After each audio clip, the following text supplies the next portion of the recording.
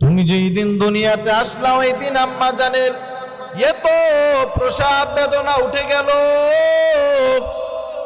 কিন্তু অন্য দিনের আওয়াজ, মায়ের কান্নার আওয়াজ ঘরের বাহিরে যায় না। কিন্তু মা যখন এরকম ভাবে কান্নার আওয়াজ দিতেছেন, মনে হয় মা আর জমিনের ভিতরে বাঁচবো না। এরকম ভাবে কান্নার আওয়াজ, মনে হয় মা জমিনে আর বাঁচবে না। পাশের মানুষগুলো ঘুমাইতে পারে না, এত আওয়াজ। কিন্তু দেখেন, তাকাইয়া দেখেন, ওই আম্মা জানকে সাহায্য করার জন্য পাশে আসে দাদি আর নানি আছে, এছাড়া ভিন্ন কেউ নাই। তাকে সাহায্য করার জন্য পাশে দাদি আর নানি আছে, এছাড়া ভিন্ন কেউ নাই। তুমি তাকাইয়া দেখেছো আম্মা জান স্বামীকে ধরে বলতেছো, ও স্বামী আমার, তোমার ঘরে অনেক দিন ধরে আসলাম, কিন্তু তোমার খেদমত ঠিক মতন করতে পারি নাই, তোমার খেদমত আমি ঠিক মতন করতে পারিনি, তুমি আমাকে মাফ করে দিও।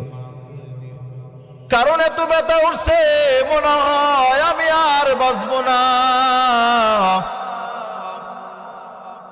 আবার শ্বশুর শাশুড়িকে ডাক দিয়ে বলতেছেন, আপনাদের বাড়িতে অনেক দিন যাবত আসলাম, কিন্তু আপনাদের খেদমত ঠিক করতে পারি নাই, আপনি আমাদেরকে মাফ করে দেন।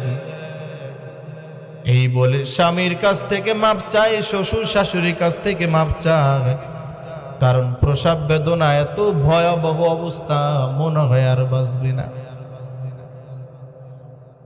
কিছুক্ষণ পর যখন সন্তান জমিনে আসলো, সন্তান যখন জমিনে আসে, দাদি আর নানি সুন্দর করে পরিষ্কার পরিচ্ছন্নতা করে বলতেছে, তাকাইয়ে দেখো কত সুন্দর ফুটন্ত গোলাপ, তাকাইয়া দেখো কত সুন্দর ফুটন্ত গোলাপ। মা যখন সন্তানের দিকে তাকায়, এক নজর সন্তানকে দেখার সাথে সাথে সন্তানের জন্য এত কষ্ট করলো, এত কষ্ট সহ্য করলো, তাকানের সাথে সাথে মা কষ্টগুলো ভুলে গেল।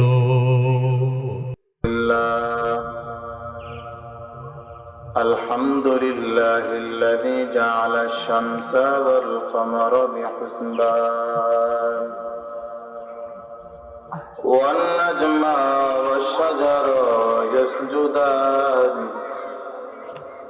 ওয়া ফাদ্দালা জামানান আলা জামান কামা ফাদ্দালা মাকানান আলা মাকান وإنسانا على إنسان ونشهد أن لا إله إلا الله وحده لا شريك له ونشهد أن سيدنا وسندنا وحبيبنا وحبيب طبيبنا وطبيب ربنا ومولانا محمدا عبده ورسوله صلى الله تعالى عليه وعلى آله وأصحابه وبارك وسلم تسليما كثيرا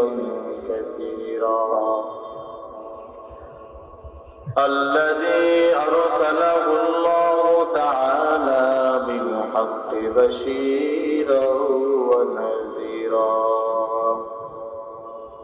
وداعيا إلى الله بإذنه وسراجا منيرا اللهم صل على محمد النبي الأمي وعلى آله وسلم تسليما وبعد فأعوذ بالله من الشيطان الرجيم بسم الله الرحمن الرحيم يا أيها الذين آمنوا استعينوا بالصبر والصلاة إن الله مع الصابرين وقال النبي صلى الله عليه وآله وسلم ألا كلكم راع وكلكم مسؤول عن رعيته أو كما قال النبي عليه الصلاة والسلام صدق الله مولانا العظيم وصدق رسوله النبي الأمي الكريم ونحن على ذلك من الشاهدين والذاكرين والشاكرين والحمد لله رب العالمين मैं दूर हूँ मजबूर हो ऐ सैयद आलम मैं दूर हूँ मजबूर हो ऐ सैयद आलम दीदार दिखा दे नहीं आवाज सुना दो दीदार दिखा दे नहीं आवाज सुना दो मैं सूरत यूसुफ को नहीं चाहने वाला मैं सूरत यूसुफ को नहीं चाहने वाला मैं कायस की मानंद नहीं आशिक लैला मैं कायस की मानंद नहीं आशिक लैला मैं आशिक मौला हूँ मेरा इश्क दवाना मैं आशिक मौला हूँ मेरा इश्क दवाना ऐ जुमला जहाद इसके तजल्ली से उजाला ऐ जुमला जहाद इसके तजल्ली से उजाला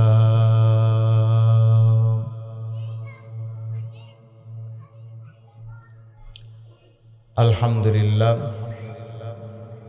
বিদ্যাবাগীশ বাজার বাইতুস সালাম জামে মসজিদ উদ্যোগ আয়োজিত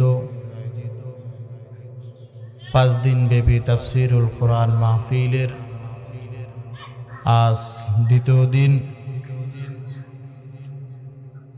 ওয়াজ মাহফিলের প্রধান বক্তা আলহাজ হযরত মাওলানা AKM বেলাল হোসেন মাদারীপুরি মুআজ্জাজ মুকাররম জাতির মাথার মুকুট রাসাতুল আম্বিয়া হযরত উলামায়ে কেরাম দূর দূর এলাকা থেকে আগত আল্লাহ পাকের আশিকিন জাকিরিন শাকিরিন মুহিব্বিন আযম কলিজা টুকরা আমার সমবয়সী যুবক ভাই বন্ধুগণ পদ্মার আড়ালে অবস্থিত সম্মানিত শ্রদ্ধায় মা ও বোনেরা সৃষ্টির মহাশ্রেষ্ঠা মহান আল্লাহ রাব্বুল আলামিনের দরবারে অসংখ্য অগণিত শুকর আল্লাহ পাক রব্বুল আলামিন এই ফিতনার জামানায় সহি তরিকায় কোরআন সুন্নাহর ভিত্তিতে কিছু কথা বলবার ও শুনবার জন্য আল্লাহ রাব্বুল আলামিন তৌফিক দান করেছেন এজন্য আমরা সকলে নিয়ামত ও শুকরিয়া দেব বলি আলহামদুলিল্লাহ সর্বোপরি শুকর যাদের অক্লান্ত পরিশ্রমে আজ এই সুন্দর আয়োজন কেউ টাকা দিয়ে কেউ পয়সা দিয়ে যে যেইভাবে সহযোগিতার হাত বাড়িয়ে দিয়েছেন আল্লাহ রাব্বুল আলামিন প্রত্যেকে দুনিয়াতে শান্তি পরকালের নাজাতের ব্যবস্থা করে দেখ বলেন আমিন। আমি আপনাদের সামনে পবিত্র কোরআন থেকে একটি আয়াত তেলাওয়াত করেছি, রাসূলের অসংখ্য অগণিত হাদিস থেকে একটি হাদিস তেলাওয়াত করেছি। কোরআন ও হাদিসের মাধ্যমে ইখলাসের নিয়তে কিছু কথা বলবার ও শুনবার জন্য তৌফিক দান করুক, বলেন আমিন। আল্লাহ রাব্বুল আলামিন বলেন, ইয়া আইয়ুহাল্লাযীনা আমানুস্তাঈনু বিস-সাবরি ওয়াস-সালাহ ইন্নাল্লাহা মা'আস-সাবিরিন। হে মুমিনগণ, তোমরা সবুর এবং সালাতের মাধ্যমে ধৈর্য ধারণ করো, সাহায্য চাও। ইন্নাল্লাহা মা'আস-সাবিরিন, নিশ্চয়ই যারা ধৈর্য ধারণ করে আমি আল্লাহ তাদের সাথেই আছি।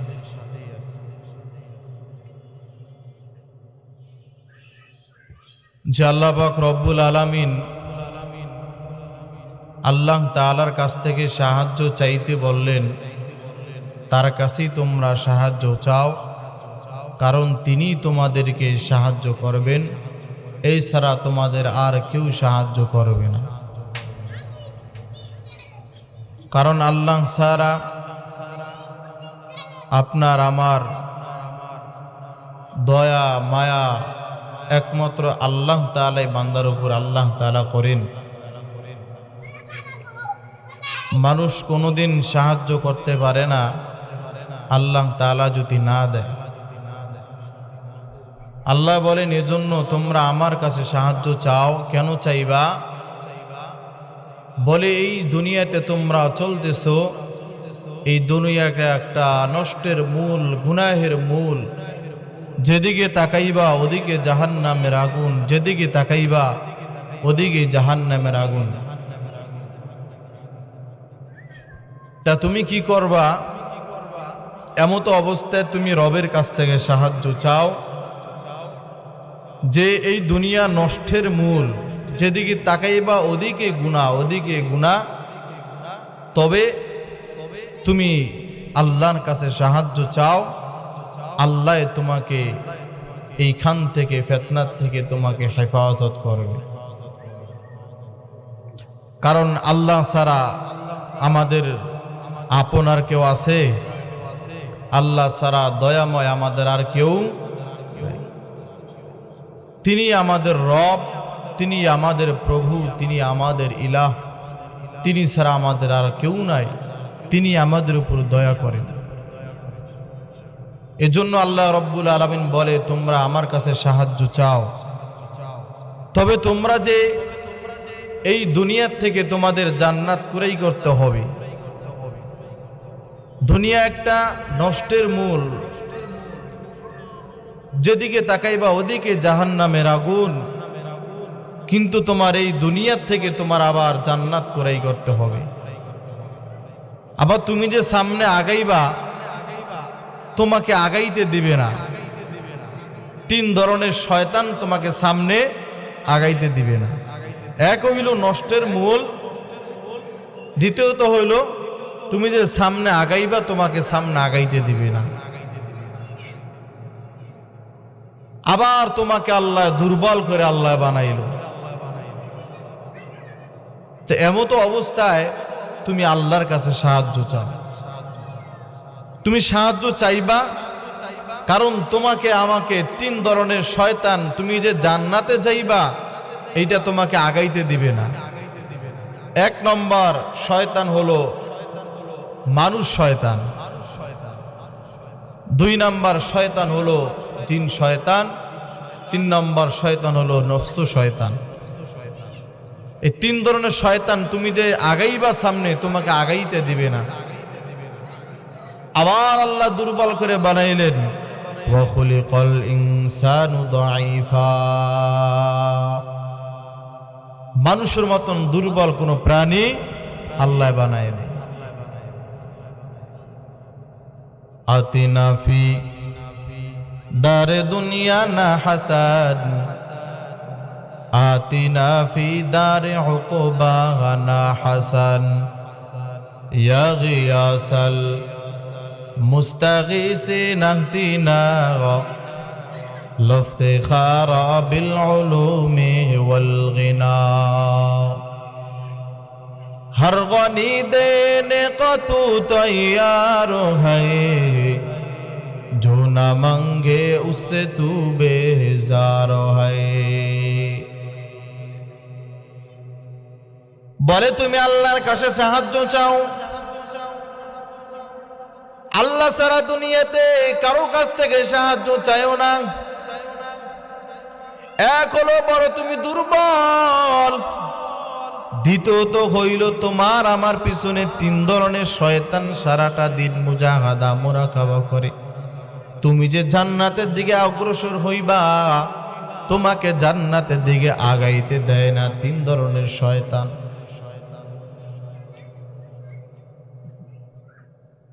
এক হইল তুমি আমি দুর্বল। বলে কেমন দুর্বল? বলে মানুষের মতন দুর্বল কোন প্রাণী আল্লাহ বানায় নাই। ওয়া খুলিকাল ইনসানু দাঈফা, মানুষের মতন দুর্বল করে আল্লাহ কোনো প্রাণী বানায় নাই। বলে কেমন দুর্বল? বলে খানার বেলা দুর্বল, ঘুমানোর বেলা দুর্বল, শোয়ার বেলা বান্দা দুর্বল, মেধার বেলা দুর্বল, চতুর্দিক থেকে তুমি বড় দুর্বল। বলে খানার বেলা দুর্বল, তোমার থেকে আমার থেকে বেশি খাইতে পারে বন্য প্রাণী যারা আছে। নদীর ভিতরে বিশাল বড় বড় তিমি মাছ বসবাস করে, এরা আমাদের চাইতে বেশি খাবার খায়, এরা আমাদের চাইতে সব সময় অল টাইম বেশি খাবার খায়। তুমি খানার বেলা দুর্বল, মেধার বেলা দুর্বল। বলে তাল গাছে কত সুন্দর বাবুই পাখি বাসা করে, তারা কত সুন্দর নিখুঁত বাসা করে, কোনো ইঞ্জিনিয়ার কাছে যাওয়া লাগে না, কোনো একটা ইঞ্জিনিয়ারকে আনাও লাগে না, এত সুন্দর কইরা তারা বাসা বাঁধে। এত ঝড় আসে, তুফান আসে, কিন্তু তাল গাছ থেকে বাবুই পাখির বাসাগুলো একটাও পড়ে না। আবার কত সুন্দর তাকাইয়া দেখছো, মৌমাছি বাসা করে। পাহাড় অঞ্চলে যেই মাছিগুলো বাসা করে, এক একটা মৌমাছির বাসা ভিতরে কমপক্ষে 20 কেজি, 30 কেজি, 40 কেজি পর্যন্ত মধু হয়। বলেন তো, এই যে এত মধু হয়, কিন্তু এদের দেখেন কারুকার্য কত সুন্দর। এদের খাবার রুম আলাদা, মধু রাখার রুম আলাদা, ড্রয়িং রুম আলাদা, বেডরুম আলাদা, প্রত্যেকটা রুম তাদের আলাদা, কোনো মিল নাই। তারপর আবার তাকাইয়া দেখেন মধুগুলো নিচের দিকে আছে, কিন্তু মধুর মুক্কাগুলো খোলা। বলেন তো, আজও পর্যন্ত এক ফোঁটা মধু কখনো মাটিতে পড়ছেনি। এত কেজি মধু হয়, কিন্তু এক ফোঁটা মধু আজও পর্যন্ত মাটির ভিতরে পড়ে নাই। তাহলে তাকায় দেখো তাদের মেধা কত সুন্দর। একটা পিপিলিকা যদি চিন্তা করে বনিয়াদমকে খেতে দিব না, খাওয়াও সম্ভব না। কারণ তুমি জমিনে ফসল রেখে আসছো, রাতের বেলা তুমি পাখারা দিতে পারো না। যদি পিপিলিকা যদি চিন্তা করে বনিয়াদমকে খেতে দিব না, যত ফসল জমিনে রেখে আসছে সব ফসলগুলো আমরা খেয়ে শেষ করে দিব। তোমার দ্বারা আমার দ্বারা ওই ফসল এখান থেকে উৎপাদন করার মতন ক্ষমতা আমাদেরও হবে না। তুমি একটা পিপিলিকার কাছে দুর্বল, তুমি একটা মশার কাছে বড় দুর্বল। রাতের বেলা তুমি সুন্দর মশারি টানাইয়া তুমি ঘুমাইছো, তুমি রাতের বেলা যখন মশারিটা টানাইলা, দেখলা আশেপাশে কোনো মশা নাই, একটা মশাও তোমার মশারের ভিতরে নাই। কিন্তু যখন তুমি ঘুমাইলা রাতের বেলা, আবার কানের করে কে জানি গান গায়। বলে কে গান গায়? তাকায় দেখে মশা আমার কানের করে গান গাইতেছে। রাতে এত আরামের ঘুম আমি দিলাম, কিন্তু আমার একটা মশা আইসা আমার ঘুমটাকে আমার হারাম করে দিছে। তাহলে তুমি খানার বেলা দুর্বল, ঘুমানোর বেলা দুর্বল, মদের বেলা দুর্বল, একটা মশার কাছে দুর্বল, একটা পিপিলিকার কাছে তুমি বড় দুর্বল। বলে তুমি যেই দিন দুনিয়াতে আসলা, বলে আম্মা জানের আওয়াজ অন্যদিন কোনো বাড়ির কোনো মানুষ কান্নার আওয়াজ পায় না। তুমি যেই দিন দুনিয়াতে আসলা ওই দিন আম্মা জানের এত প্রসাব বেদনা উঠে গেল, কিন্তু অন্য দিনের আওয়াজ, মায়ের কান্নার আওয়াজ ঘরের বাহিরে যায় না। কিন্তু মা যখন এরকম ভাবে কান্নার আওয়াজ দিতেছে, মনে হয় মা আর জমিনের ভিতরে বাঁচবো না। এরকম ভাবে কান্নার আওয়াজ, মনে হয় মা জমিনে আর বাঁচবে না। পাশের মানুষগুলো ঘুমাইতে পারে না, এত আওয়াজ। কিন্তু দেখেন, তাকাইয়া দেখেন, ওই আম্মা জানকে সাহায্য করার জন্য পাশে আসে দাদি আর নানি আছে, এছাড়া ভিন্ন কেউ নাই। তাকে সাহায্য করার জন্য পাশে দাদি আর নানি আছে, এছাড়া ভিন্ন কেউ নাই। তুমি তাকাইয়া দেখেছো আম্মা জান স্বামীকে ধরে বলতেছো, ও স্বামী আমার, তোমার ঘরে অনেক দিন ধরে আসলাম, কিন্তু তোমার খেদমত ঠিক মতন করতে পারি নাই, তোমার খেদমত আমি ঠিক মতন করতে পারিনি, তুমি আমাকে মাফ করে দিও। কারণ এত ব্যথা উঠছে, মনে হয় আমি আর বাঁচবো না। আবার শ্বশুর শাশুড়িকে ডাক দিয়ে বলতেছেন, আপনাদের বাড়িতে অনেক দিন যাবত আসলাম, কিন্তু আপনাদের খেদমত ঠিক করতে পারি নাই, আপনি আমাদেরকে মাফ করে দেন। এই বলে স্বামীর কাছ থেকে মাফ চাই, শ্বশুর শাশুড়ির কাছ থেকে মাফ চায়। কারণ প্রসব বেদনা এত ভয়াবহ অবস্থা, মনে হয় আর বাঁচবে না। কিছুক্ষণ পর যখন সন্তান জমিনে আসলো, সন্তান যখন জমিনে আসে, দাদি আর নানি সুন্দর করে পরিষ্কার পরিচ্ছন্নতা করে বলতেছে, তাকাইয়ে দেখো কত সুন্দর ফুটন্ত গোলাপ, তাকাইয়া দেখো কত সুন্দর ফুটন্ত গোলাপ। মা যখন সন্তানের দিকে তাকায়, এক নজর সন্তানকে দেখার সাথে সাথে সন্তানের জন্য এত কষ্ট করলো, এত কষ্ট সহ্য করলো, তাকানের সাথে সাথে মা কষ্টগুলো ভুলে গেল। মা এত কষ্ট করলো, কষ্ট করার পর সন্তানকে দেখার পরে কষ্টগুলো ভুলে গেল।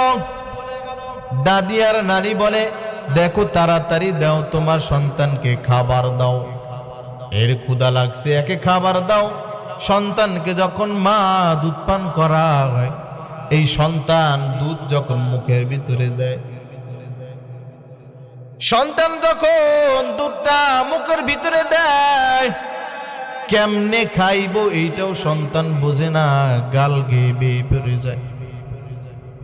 অপরদিকে তাকায় দেখো একটা ছাগলে বাচ্চা দেয়, কিন্তু তাকায় দেখো কোনো একটা সাহায্য লাগে না, এমনি এমনি একা একা বাচ্চা দিতে পারে, একা একা বাচ্চা দিতে পারে, কোনো সাহায্য লাগে না। যখন বাচ্চাটা দুনিয়াতে আসে, ছাগলের বাচ্চা যখন আসে, আসার পরে দেখবেন একে মার দুধ দেখায় দেওয়া লাগে না, দেখবেন এমনি এমনি ইচ্ছাকৃত ভাবে মায়ের দুধের ওলানে যায় মুখ দেয়। যখন ওলানের দিকে মুখ দেয়, তখন দেখতেছে ওলানটা বড় শক্ত।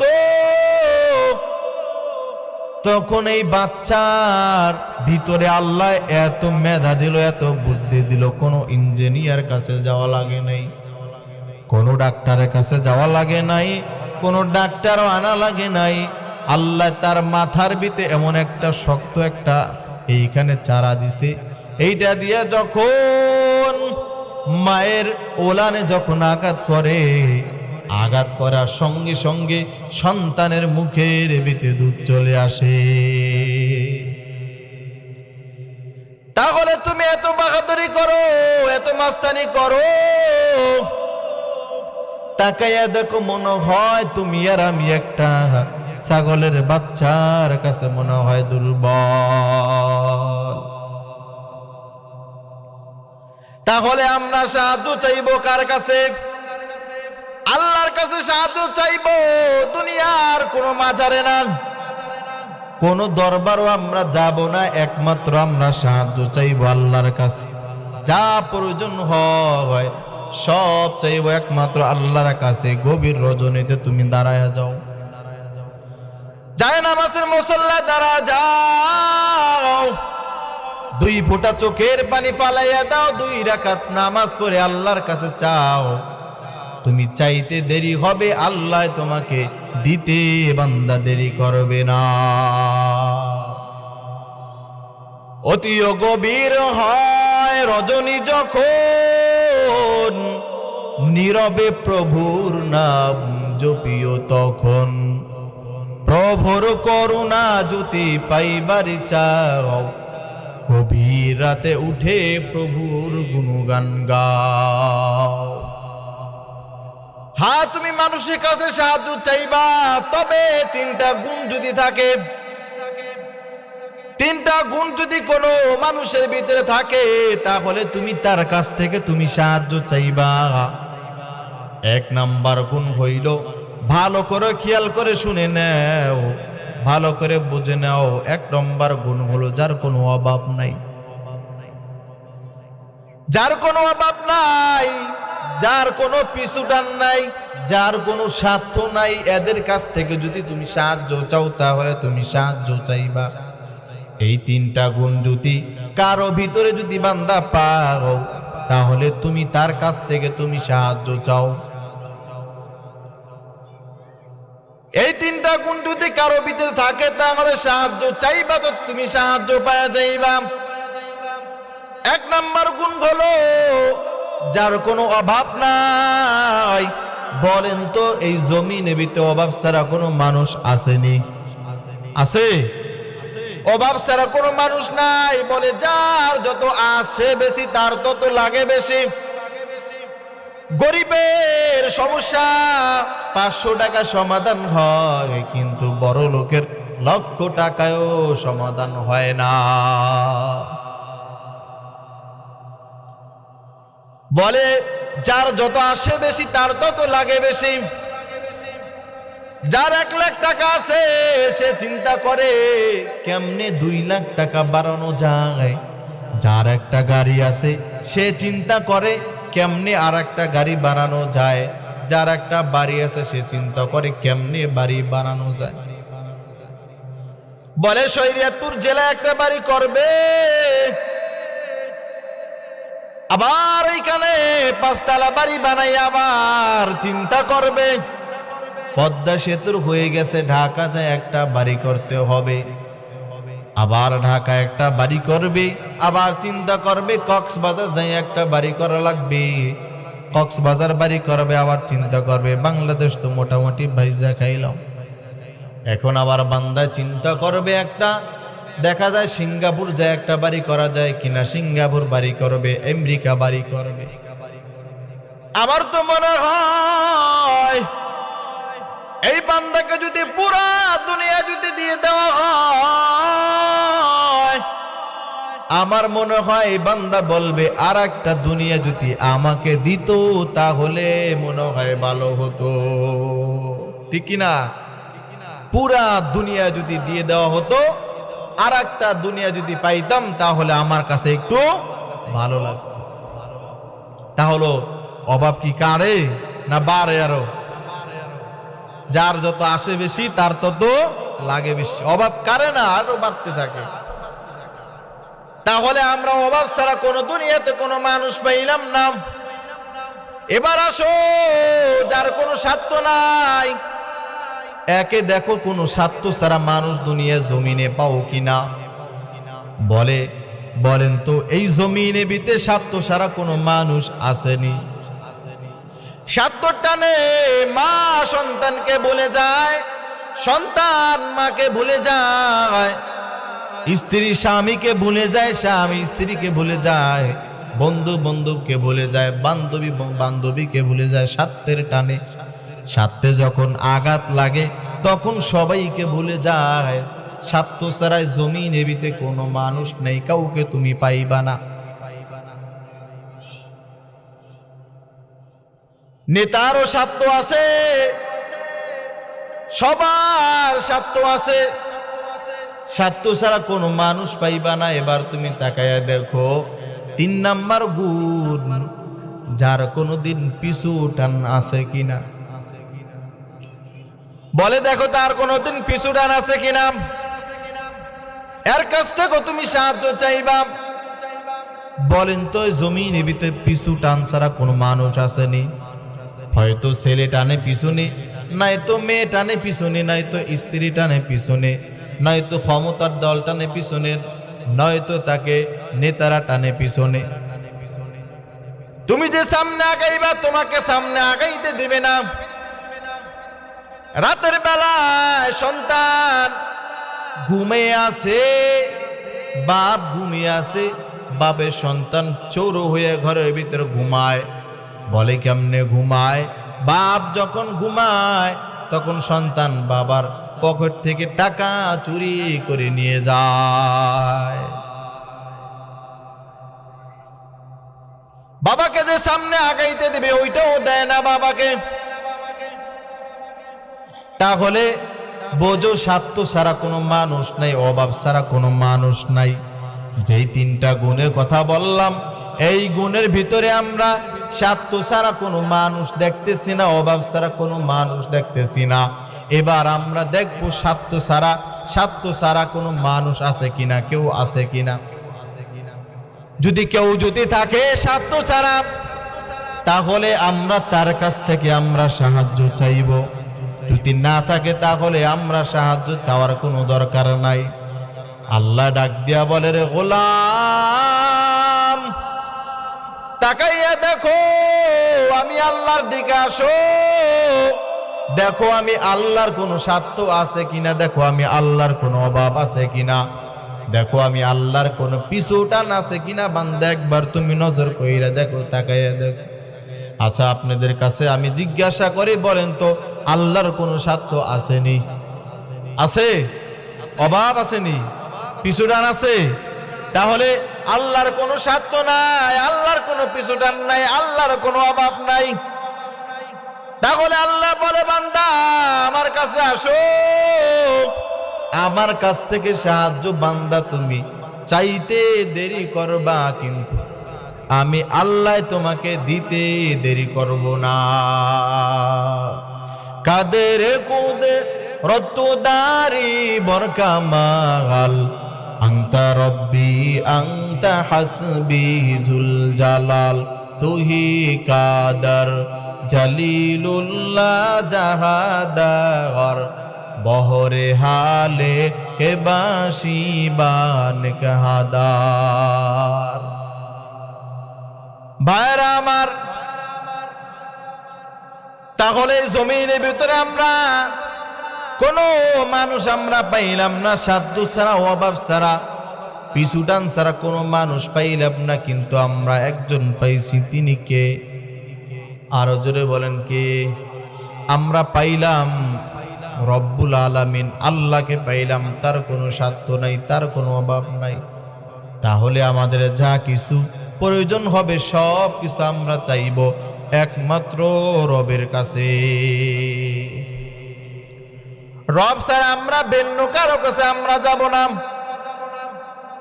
বলে জমিনের ভিতরে দেখা যায় মানুষ মাজারে যায়, মাজারে যায় সেজদা পইরা তারপরে বাবার দরবারে যায়। তাও কি চায়? বাবার কাছ থেকে বলে, আমার সন্তান হয় না, সন্তান লাগবে, সন্তান দাও।